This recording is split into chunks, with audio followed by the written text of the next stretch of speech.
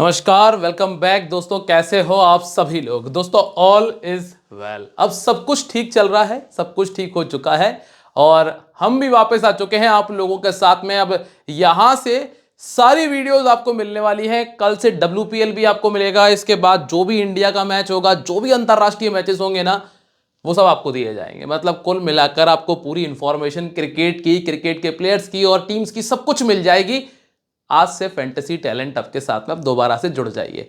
चलिए दोस्तों, शुरुआत करते हैं एक और जबरदस्त मैच के बारे में। इंडिया और न्यूजीलैंड के बीच में मैच है। एक ऐसी टीम न्यूजीलैंड जो कि भारी पड़ जाती है इंडिया के ऊपर, क्योंकि टेस्ट सीरीज हरा चुकी है, वनडे सीरीज हरा चुकी है और अब बात आ चुकी है T20s की। तो T20s में क्या होना है जरा देख लेते हैं। कौन कौन से प्लेयर बेहतर है, किसको टीम में रखना है, किसको छोड़ना है, सारी डिटेल आपको बताऊंगा। सबसे पहले अगर आप लोग नए हो तो चैनल को करिए सब्सक्राइब और साथ में दबाइए बेल आइकन को, जिससे कि जो भी वीडियोस आएंगी आगे उनके बारे में आपको पता चल जाएगा। ठीक है। और साथ ही साथ दोस्तों टेलीग्राम ज्वाइन कर लीजिएगा। टेलीग्राम पर आपको हमारी फाइनल टीम दे दी जाएगी। टेलीग्राम पर ही आपको सारे अपडेट दिए जाएंगे। टेलीग्राम का लिंक जो है वो वीडियो के डिस्क्रिप्शन में और कमेंट सेक्शन में आपको मिल जाएगा। दोनों जगह ये आपको मिल जाएगा। आप जहां से भी चाहें, जहां से आपको आसानी लगे, क्लिक करिए, ज्वाइन कर लीजिए। Fantasy talent. अब सर्च करने मत जाना। सर्च करने जाओगे तो बहुत सारे फेक चैनलों की लिस्ट खुल जाएगी। आपको सिर्फ क्या करना है, टेलीग्राम के लिए आपको डिस्क्रिप्शन में जाना है, वीडियो के डिस्क्रिप्शन में। चलिए हम बात कर लेते हैं वेन्यू के बारे में। मैच होगा विदर्भ क्रिकेट एसोसिएशन स्टेडियम, जो कि है नागपुर में। इस मैदान के ऊपर मैं पूरी कहानी पहले आपको सुनाता हूं दोस्तों। ये जो ग्राउंड है ना, यहां पर ना स्पिनर्स का एवरेज बहुत अच्छा है फास्ट बॉलर्स के मुकाबले। 20 का एवरेज है स्पिनर्स का। मतलब आप ये कह सकते हो कि हर एक 20 रन के बाद में स्पिनर को विकेट मिल जाता है। अब यहाँ फास्ट बॉलर्स का उतना बेहतर रिकॉर्ड नहीं है। और यहाँ एक और चीज़ जो हमने देखी है वो ये कि यहाँ ना स्कोर भी बहुत बड़े नहीं बनते हैं। एवरेज स्कोर लगभग 147 के आसपास का आपको देखने मिलता है। चूंकि एक और चीज जो मैं आपको बता दूं कि 2016 से पहले तक यहाँ पे स्कोर बहुत कम बने हैं। 2017 के बाद यहाँ पे जो स्कोर बने हैं उसमें कुछ आपको बड़े स्कोर हमने देखे हैं, जिसमें 200 प्लस का भी स्कोर है, जिसमें 170 प्लस के भी स्कोर हैं। तो ये ध्यान रखिएगा, जो पुराना क्रिकेट रहा था लगभग 4-5-7 साल पहले, वह उसके हिसाब से जाओगे तो 140-150 बन रहा था। पिछले 1 से 2 सालों में 180, 190 और 200 बना है। टोटल 13 मैचेस में से 9 बार पहले बैटिंग करने वाली टीम ने मैच को विन किया है। वैसे मैं आपको बता दूं कि इंडिया में अभी टाइम चल रहा है ड्यू वाला, जहां आपको रात के समय पे ज्यादा ड्यू देखने मिल जाती है, ओस देखने मिल जाती है, जिससे ना बॉल को ग्रिप करने में दिक्कत आती है, बॉलर्स के लिए मुश्किलें बढ़ जाती हैं। ये चीज आपको अभी इंडिया में लगभग लगभग सभी जगह देखने मिलेगी। तो यहां पर भी आपको पॉसिबल है वो देखने मिले। इसीलिए सेकंड जो टीम बॉलिंग करेगी ना, उसको नुकसान हो सकता है। चाहे ये रिकॉर्ड ये बता रहा हो कि पहले बैटिंग करने वाली टीम ने 9 मैचेस जीते हैं, लेकिन नुकसान बढ़ सकता है। अब ये 3 मैच आपके सामने लिखे हैं मैंने, ऐसा इसलिए किया है, पीछे भी कई सारे मैचेस थे, लेकिन 10 साल पीछे जाने से कोई मतलब है नहीं। जो पिछले 3 मैचेस में हुआ है वो मैं आपको समझा देता हूं, और इस मैच में क्या होगा वो भी हम देखेंगे। अब आप यहां पर देखें, स्कोर बना था 90, लेकिन कितने ओवर में? 8 ओवर में। मतलब लगभग लगभग अगर आप निकालेंगे तो 11 की रन रेट बैठ रही है। यहां पे इंडिया ने चेस कर लिया, फिर इंडिया ने 174 बनाया 19 में, और यहां पे 144 का स्कोर हमने देखा था। ठीक है, इसके पीछे कुछ और मैचेस हैं। और हाँ, एक और चीज आप नोट कर लेना, ये स्पिनर को विकेट मिले हैं, लेकिन इसके पीछे एक और रीजन है कि पहले ये जो ग्राउंड है विदर्भ वाला, ये होम ग्राउंड था अफगानिस्तान के लिए। अफगानिस्तान की टीम का होम ग्राउंड था। इससे हो भी ये रहा था कि अफगानिस्तान के पास क्वालिटी स्पिनर है, इसलिए वहां विकेट भी स्पिनर्स को ज्यादा मिले थे। और इसी मैदान के ऊपर 2016 में एक मैच हुआ था इंडिया और न्यूजीलैंड का, जिसमें इंडिया महज 66 रन पर ऑल आउट हो गई थी। ये भी ध्यान रखिएगा। अब आप यहां पर देखें, मैथ्यू वेड नंबर 5 पर बैटिंग कर रहे थे, श्रेयस अय्यर नंबर 4 पर बैटिंग कर रहे थे, और केएल राहुल ओपन कर रहे थे, जिन्होंने स्कोर किया है अपनी टीम के लिए। अब आप सेकेंड इनिंग में देखेंगे तो आपको क्या देखने मिल रहा है? ओपनर ने स्कोर किया। यहां पे जो रूट नंबर 3 पर बैटिंग कर रहे थे, और मोहम्मद नईम ये ओपन कर रहे थे। सेकंड इनिंग में जो परफॉर्मेंस हमने देखा है वो है कि टॉप ऑर्डर आपको अच्छा करते हुए नजर आया था। पहली इनिंग में ऐसा नहीं था। पहली इनिंग में हमने देखा कि 2 बार मिडिल ऑर्डर ने स्कोर किया और 1 बार ओपनर ने स्कोर किया है। अब एक और चीज, पावर प्ले की स्थिति देखिएगा। ये मैच में 2 ओवर का पावर प्ले था, ध्यान रखिएगा, जिसमें 2 विकेट आए। 1 विकेट आया, 2 विकेट आए। पहली इनिंग में पावर प्ले के अंदर 1 से लेकर 2 विकेट तक आपको देखने मिल सकते हैं। सेकंड इनिंग में क्या स्थिति है, शर्मा जी पावर प्ले में कोई विकेट नहीं, यहां पर 2 विकेट थे, यहां पर भी 2 विकेट है। दोनों इनिंग्स के अंदर पावर प्ले थोड़ा सा बल्लेबाजों के हिसाब से नहीं चलेगा, वो चलेगा गेंदबाजों के हिसाब से। लगभग 1 से लेकर 2 विकेट आप देख पाएंगे पावर प्ले के अंदर, ध्यान रखिएगा। तो दोनों टीमों की तरफ से जो भी नई गेंद से गेंदबाजी कर रहा है उसके लिए फायदा, फिर जो बल्लेबाज परेशान होता है उस गेंदबाज से उसको दिक्कत हो सकती है, ये नोट कर लेना। अब यहां तो आप देखोगे स्पिनर को 5 विकेट, यहां स्पिनर को 1 मिला था, 14 विकेट फास्ट बॉलर्स को मिले थे। यहां पे 3 फास्ट बॉलर्स को, 3 स्पिनर को और 9 फास्ट बॉलर्स के खाते में विकेट थे। इसके पहले स्पिनर्स के विकेट ज्यादा थे, क्योंकि मैंने आपको बता दिया अफगानिस्तान की वजह से। ठीक है, अब आप जरा वीडियो को लाइक कर दो, कॉमेंट कर दो, आगे बढ़ रहे हैं हम। यहां तक आपको समझ में आ गया है, ये चीज़ें आपको बता दी हैं मैंने, ग्राउंड कैसा काम कर रहा था। अब हम देखेंगे टीम कैसा खेल सकती है। सबसे पहले आप इंडिया की तरफ आएंगे। 234 रन बनाए थे इंडिया ने न्यूजीलैंड के सामने, पिछली बार जब आमने सामने हुई। 126 रन शुभमन गिल के थे, 44, अब ये तो खैर है नहीं।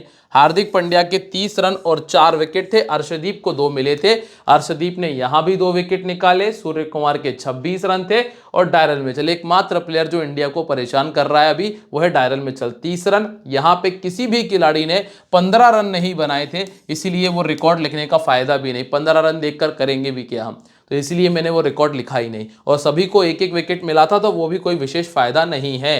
अब सबसे पहले हम चर्चा कर लेते हैं इंडिया के बारे में।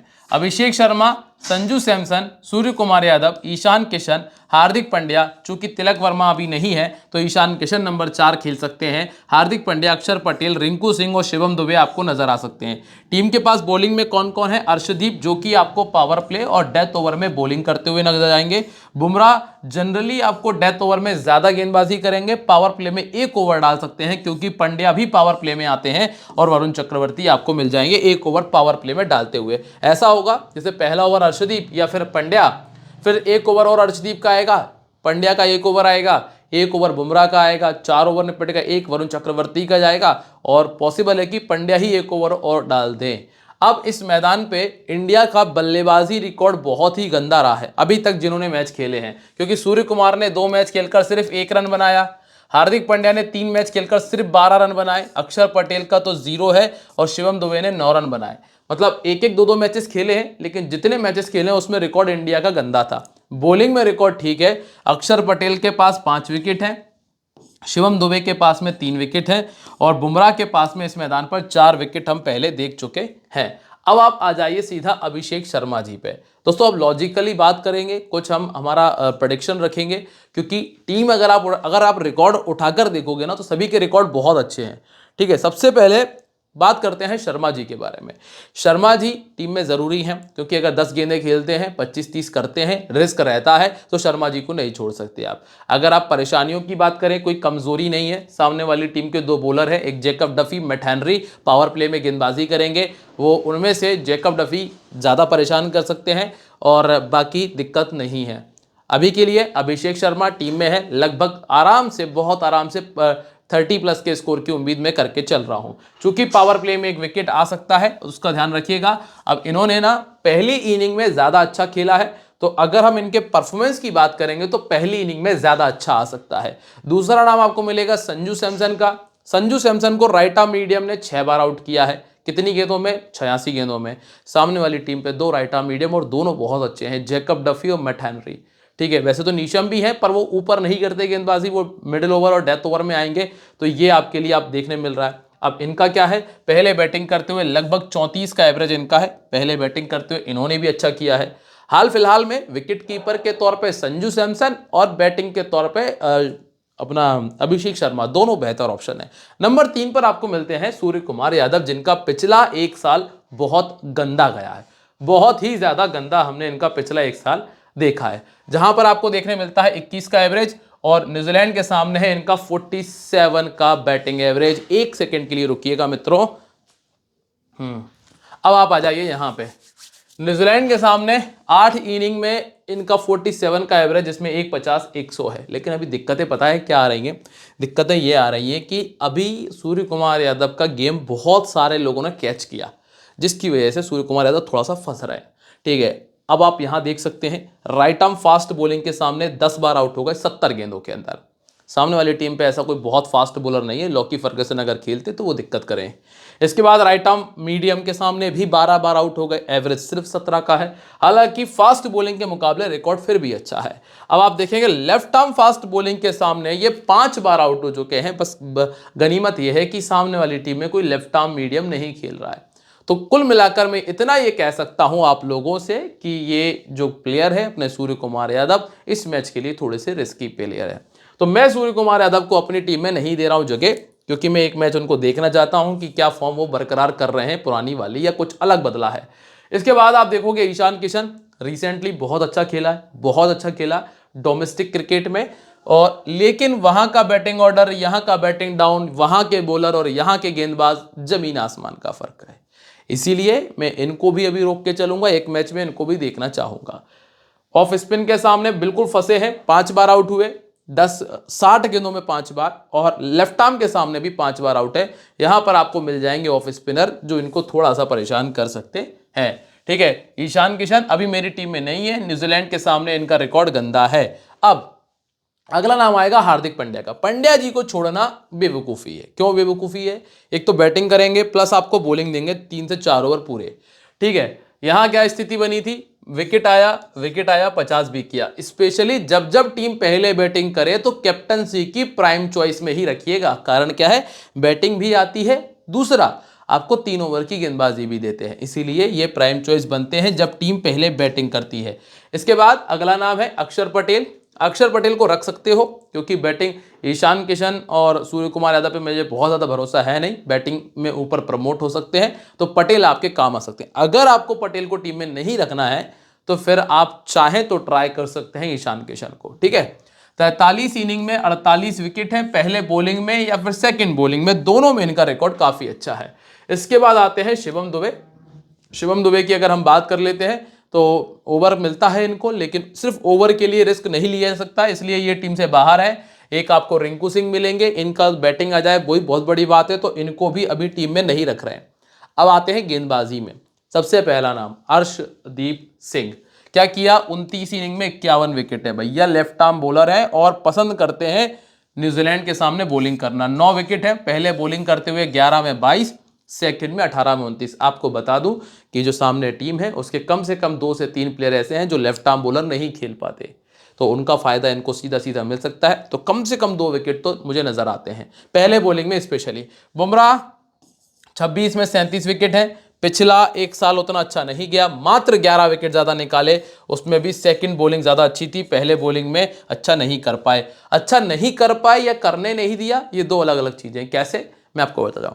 बुमराह जनरली पावर प्ले में विकेट निकालते हैं, वो विकेट निकालते हैं डेथ ओवर्स में, अच्छे विकेट निकालते हैं। लेकिन हो ये रहा है जब से हार्दिक पांड्या बॉलिंग कर रहे हैं पूरे 4 ओवर, तब से हार्दिक पांड्या ही पावर प्ले में गेंदबाजी कर रहे हैं, हार्दिक पांड्या ही डेथ ओवर में आ रहे हैं। बुमराह को ऐसा बना दिया गया है कि आप मिडिल ओवर में जब बल्लेबाज डिफेंस कर रहा, जब वो विकेट नहीं देना चाहता, तब आके आप विकेट निकालो, और ऐसा हर बार नहीं हो पाता। ये चीज़ आप बिल्कुल समझिएगा। अगर बुमराह को विकेट नहीं मिल रहे हैं तो उसके पीछे सबसे बड़ा कारण है कि उनकी बॉलिंग का जो पोजीशन बदली गई है, उस वजह से उनको मिडिल ओवर में गेंदबाजी कराई जा रही है ज़्यादा ओवर।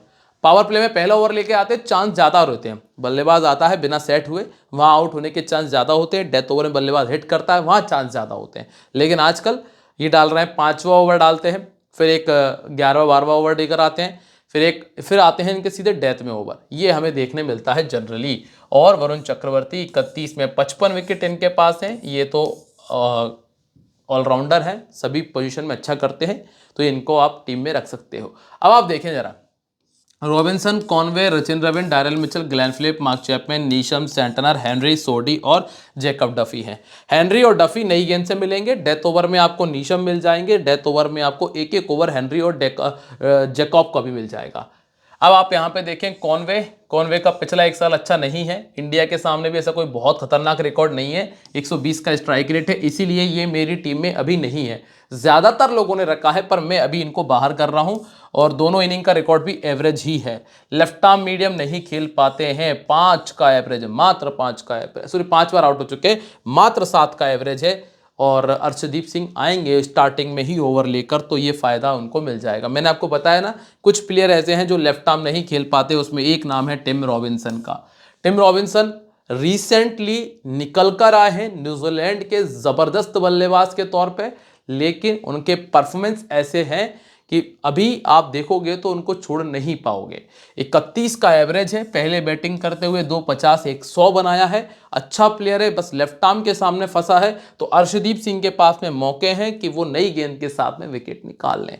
इसके बाद है रचिन रविंद्र। रचिन रविंद्र भी लेफ्ट आर्म नहीं खेल पाते, यही चीजें मैं आपको बता रहा था। ऑर्थोडॉक्स अक्षर पटेल का सामना होगा, फास्ट बॉलिंग में बुमराह का सामना होगा, और बैटिंग एवरेज है सिर्फ 23 का। इसीलिए रचिन रविंद्र की तरफ मैं अभी नहीं जा रहा हूं। मैं पहले मैच में इनको देखूंगा कि किस तरह से खेल रहे हैं, उसके बाद तय करेंगे आगे आने वाले मैचेस में कि क्या किया जाए। पहला मैच उनके हिसाब से मुझे नजर नहीं आ रहा। इसके बाद है डायरल मिचेल। इंडिया के लिए दुश्मन खिलाड़ी है ये, क्योंकि हर मैच में रन करता है। अब रन करने के पीछे का सबसे बड़ा लॉजिक ये था कि इंडिया कोई राइट आर्म फास्ट बॉलर नहीं खिला रही थी। अच्छा, 52 गेंदों में 6 बार आउट हो चुके हैं, एवरेज सिर्फ 8 का है फास्ट बॉलिंग के सामने। तो बुमराह के पास में ये प्लस पॉइंट रहेगा। लेफ्ट आर्म है अर्शदीप सिंह, उनको ये प्लस पॉइंट मिल जाएगा।